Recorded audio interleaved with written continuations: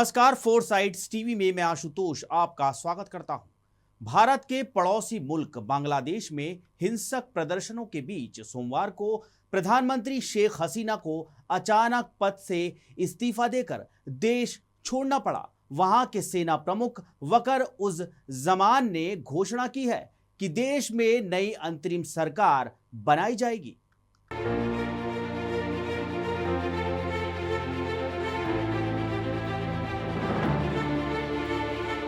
तो वहीं दूसरी तरफ शेख हसीना अपनी बहन शेख रिहाना के साथ फिलहाल हिंडन के सेफ हाउस में है।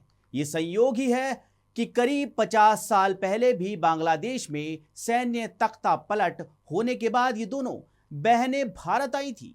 तब शेख हसीना ने दिल्ली के लाजपत नगर में 6 साल तक गुपचुप तरीके से पनाह ली थी। आइए जानते हैं वो किस्सा। पश्चिमी पाकिस्तान के रवैये से बढ़ते असंतोष के बीच पूर्वी पाकिस्तान के नेता शेख मुजीबुर रहमान ने आवामी लीग नाम से पार्टी बनाई थी।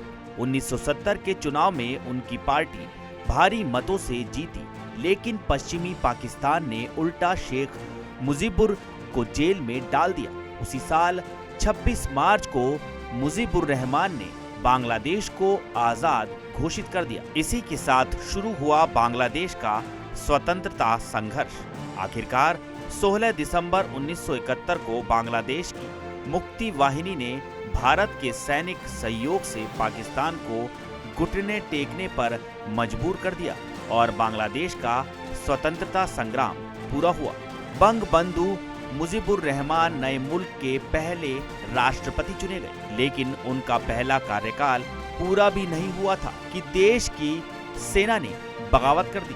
15 अगस्त 1975 की सुबह को कुछ हथियारबंद लड़ाके शेख हसीना के घर में घुसे और उनके माता पिता और भाइयों समेत परिवार के 17 सदस्यों को मौत के घाट उतार दिया।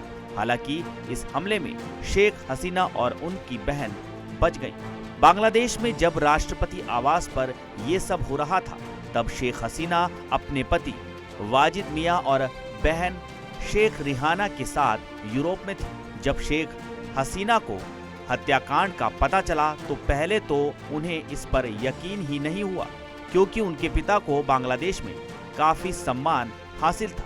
लेकिन फिर बाद में उन्होंने भारत में शरण लेने का फैसला किया।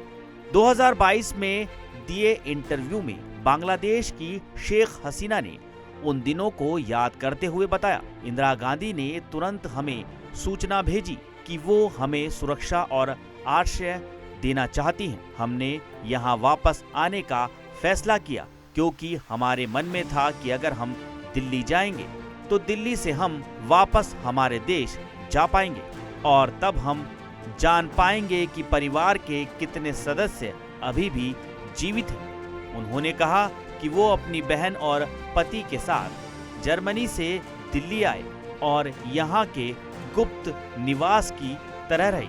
दिल्ली में हसीना पहले 56 रिंग रोड लाजपत नगर 3 में रही, फिर लुटियंस दिल्ली के पंडारा रोड में एक घर में शिफ्ट हो गई।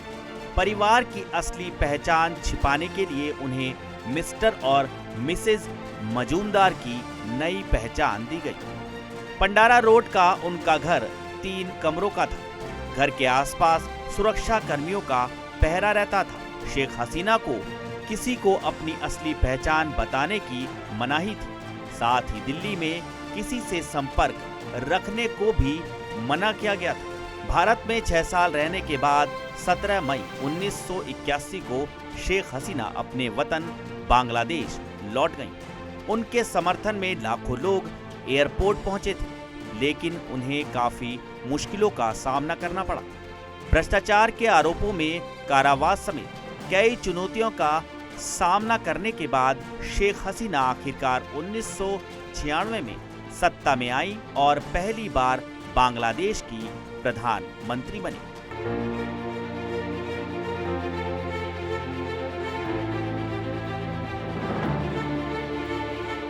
खबरों में रहना है अपडेट तो देखते रहिए फोर साइड्स टीवी।